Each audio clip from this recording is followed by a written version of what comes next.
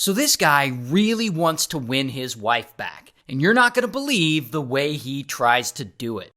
Now the guy's name is Daniel, and Daniel's about 43 when the story starts, and he's living in Colorado, but the dude has a big problem.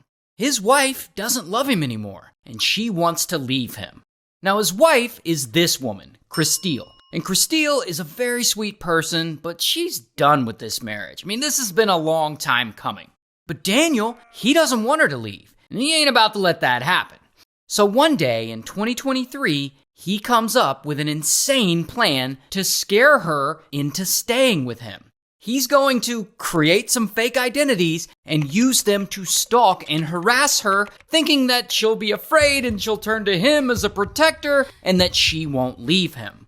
So he gets to work. First, he decides to impersonate one of Christelle's old ex-boyfriends from 20 years ago. That ex-boyfriend is this guy, Jack, and he makes a fake email account and he gets a burner phone. So Daniel, pretending to be Jack, sends his first stalkery message to his wife Christelle over text. Basically, he's saying he's gonna be in town soon and asking if she wants to hook up. And so Christelle sees this text and she just ignores it.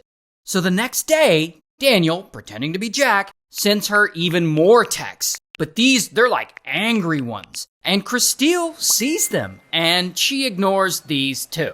But Daniel, he's not about to give up. He keeps going. He's sending creepy messages. And a few weeks later, he stages a candid photo of himself in a parking lot, and he sends it to her to make it look like Jack is now stalking him too. He also sends her messages, pretending to be Jack, and he tells her that she's being watched. Like he says, "I noticed your license plate is expired," or "I saw you go to the dentist today." And if that isn't bad enough, then he decides to get even more creative. He posts an ad on some horny classified website, and he puts Christelle's phone number on it so that random people start texting her, and she starts getting dirty, explicit messages and photos from strange men in response to this ad. And so by this point, Christelle, she can't ignore this anymore. She's feeling super afraid and paranoid about all of this. So she goes to the police, and she gives them a detailed spreadsheet showing every time that she's gotten an unwanted message from her stalker, who she believes is Jack. But here's what's crazy. Daniel talks to the police too. And of course, he doesn't tell them that he's the one secretly harassing his wife. No. He doubles down on his lies, and he tells them how all this stalking from Jack is just making him paranoid and anxious too. And a few weeks go by, and for whatever reason, Daniel decides to escalate things again. He hits up his wife again, pretending to be Jack. This time, he basically says, "Get rid of your husband, and then we can be together." Now, I don't know what Daniel's long-term plan was with this whole thing, because if he keeps harassing his wife and he keeps escalating things, eventually the real Jack will come forward and he'll probably say something like, none of this was me. But I guess Daniel isn't thinking of these things, so he just keeps this whole act up.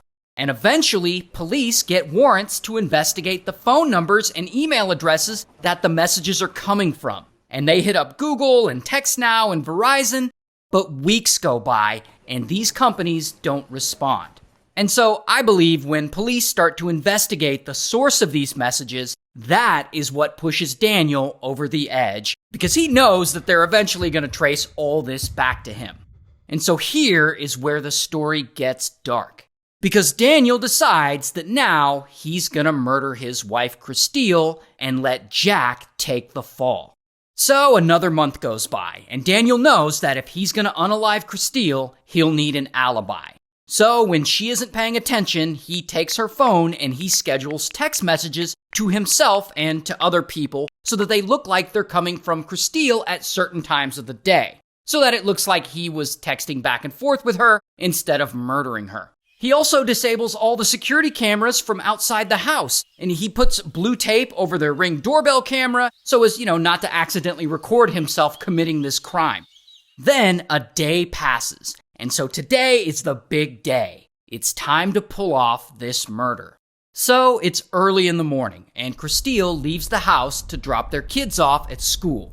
Then she comes back home and she parks her car in the garage.